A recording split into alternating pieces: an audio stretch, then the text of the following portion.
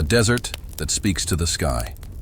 Imagine endless vastness, a desert so dry that life itself seems to have given up the fight. The sun scorches by day, the cold cuts like blades by night. In the midst of this desolate landscape, something begins to emerge. Not ruins, not monuments, but lines drawn into the earth. Colossal figures, perfect animals, geometric shapes that defy logic. You feel something beyond human comprehension inhabits that silent soil. The Nazca Desert in southern Peru holds one of humanity's greatest enigmas, the Nazca Lines. Visible only from the sky, these gigantic figures were ignored for centuries.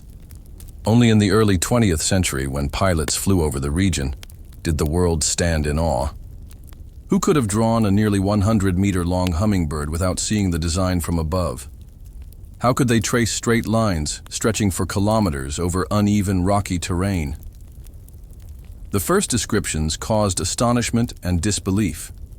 Some thought of natural phenomena, others of indigenous tribes. But soon it became clear. This was no random occurrence. It was a project that seemed intended for an audience, not among us, but above. In the light of day, the ground looks monotonous, but from above the desert transforms into a gigantic art gallery. Animals, flowers, beings that defy classification appear with almost mechanical precision. Standing before the Nazca Lines feels like gazing into a puzzle left by intelligences. Perhaps human, perhaps not. Archaeologists, historians, and scientists have tried to decipher the mystery. But every theory breeds new questions. Were they religious rituals, astronomical signals, messages to gods, or something even more unsettling?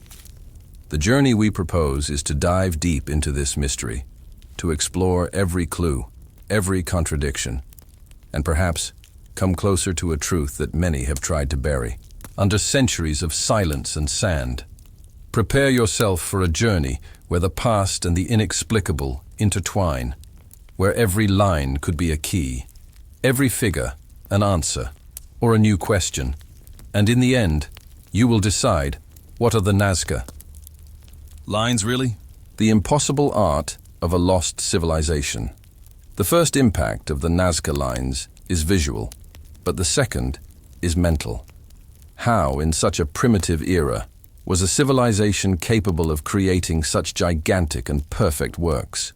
Some figures stretch up to 300 meters long, the equivalent of 3 football fields lined up. No signs of mistakes, no visible drafts, no accidental overlaps. Every stroke is precise, as if part of a complex mathematical plan. Investigating their techniques, scientists discovered the lines were made by removing the top layer of dark stones to reveal the lighter soil beneath. No cement, no dyes. Just the natural contrast of the earth.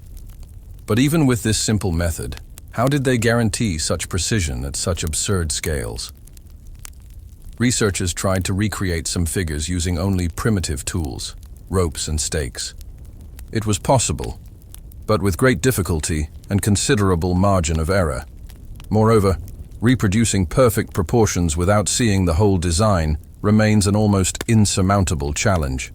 Some scholars suggest the Nazcas may have built elevated platforms to partially view the figures, yet that still doesn't fully explain the extreme symmetry. And considering rudimentary balloons, the lack of archaeological evidence weakens that theory. Intriguingly, some lines align almost perfectly with astronomical phenomena. The winter, solstice, lunar positions, cardinal points, all seem to guide the traces. It's as if the desert were a gigantic cosmic calendar, and we cannot ignore the connection to advanced mathematics. Recent studies show that many figures follow the golden ratio, the same found in iconic constructions like the pyramids of Egypt and the Notre Dame Cathedral. Coincidence? Or proof that some universal knowledge was shared by civilizations separated by oceans and centuries? The Nazca Lines are not mere drawings. They are questions etched into the earth, questions that have echoed for millennia without an answer. And the more we look at them, the more we feel that perhaps they weren't meant only for our eyes. The mystery science cannot explain. When scientists began studying the Nazca Lines seriously, they hoped for simple answers. A religious purpose, perhaps. An agricultural function, maybe. But the truth that emerged was much more complex and far more disturbing. The first researcher to fully dedicate herself to the lines was Maria Reiche, a German mathematician and archaeologist. Arriving in Peru in 1932, Maria became so fascinated with the figures that she spent 40 years of her life living in the desert, mapping, cleaning, and protecting them. Reiche believed the lines formed a gigantic astronomical calendar.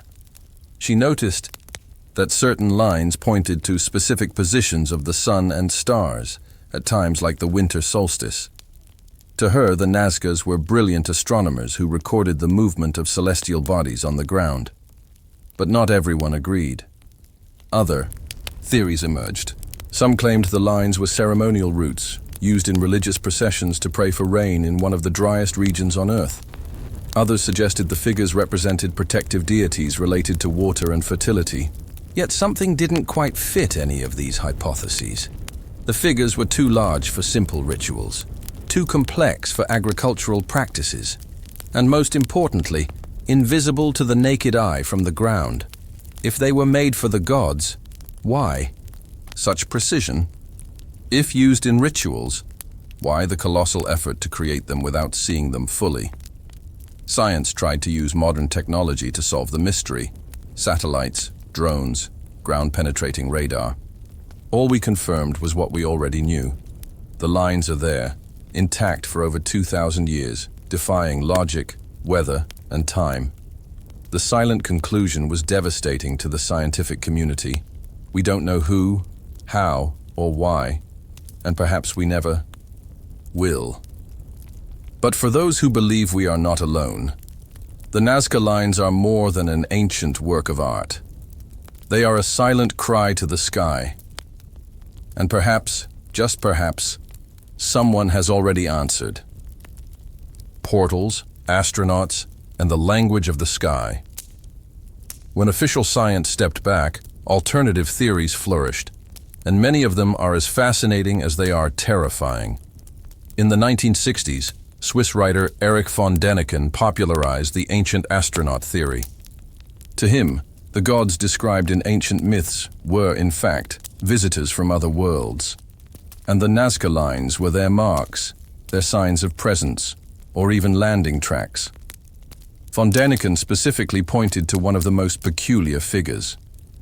The astronaut of Nazca, a being with enormous eyes, a disproportionate head, and hands extended toward the sky.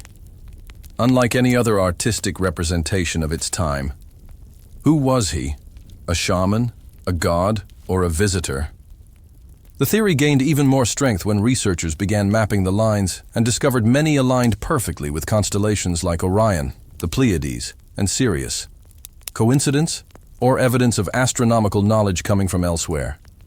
Another radical hypothesis is that the Nazca Lines functioned as energy portals, interdimensional maps traced on the ground, activated under specific conditions of stars and planets.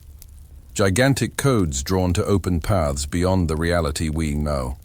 No. Local legends further feed these ideas. Indigenous tribes in the region speak of beings of light who descended from the sky and taught secrets of agriculture and astronomy. They promised to return and left signs to be remembered. Perhaps most intriguing is the connection between the Nazcas and other ancient cultures. Similar patterns of lines and drawings are found in distant parts of the world. The Paracas, plateau in Peru, the stone circles of Africa, the pottery designs of Easter Island. Are these coincidences? Or evidence of a lost global communication network, a web left to be rediscovered? If the Nazca Lines are a language, we are still learning how to read it. And perhaps time is running out. Secrets buried beneath the sand. For decades, the world's eyes focused on what could be seen. But a few dared to ask, what is hidden? Recent research using ground-penetrating radar has uncovered something chilling. Tunnels, chambers, hidden structures beneath some of the figures, especially near the monkey and astronaut drawings. These tunnels are not natural. They are carved corridors with straight walls and sealed chambers. Yet, inexplicably, authorities have forbidden any deep excavation in critical areas. The Peruvian government claimed it was to protect heritage. But for conspiracy theorists, it's merely an excuse to hide something that could shatter human history. Meanwhile, between 2015 and 2018, a group of independent explorers announced the discovery of non-human-like mummies near the lines. Bodies with 3 fingers on each hand and foot, elongated skulls without normal sutures, and skeletal structures unlike any known human. Preliminary DNA analysis indicated something shocking: unknown genetic material, divergent from human patterns. Some tests even suggested genetic manipulation or non-terrestrial origin. The official response? Fraud. But leaked internal documents suggested that universities involved in the analysis were pressured to destroy samples and silence results. Even today, locals report strange activities: lights in the sky, nighttime excavations, unidentified, military vehicles. Some swear that something is being removed from beneath the sands, shielded from public view. What truly lies buried beneath the Nazca Desert? Ancient machines, forbidden knowledge, or perhaps the very beings depicted? In the lines, final reflection. The silent calling. The mystery of the Nazca Lines is not just an archaeological curiosity. It is a mirror of our ignorance, a screaming reminder that there is more to our past, and perhaps our present, than we are willing to admit. What if what we call mythology is, in fact, forgotten history? What if the signs left by ancient civilizations are cries for help, warnings, or maps for future reunions? The truth is, the Nazca Lines are still speaking. Not with words, not with sounds, but with forms that challenge our logic, our science, even our faith. Perhaps in each line lies the signature of beings who came from far away. Perhaps in each figure lies an invitation to look upward and remember that the sky has always been part of our journey. Or perhaps the greatest mystery is not in the lines, but in our refusal to accept them. The choice is yours. Ignore the signs or embrace them. Because in the end, the desert is not silent. It simply speaks a language we have yet to understand. And the question that echoes through the void is simple and terrifying. Are you ready to listen? Thank you for watching this video. Please subscribe to our channel and like this video. Also, turn on the notification bell to be notified about our future posts. See you in the next video.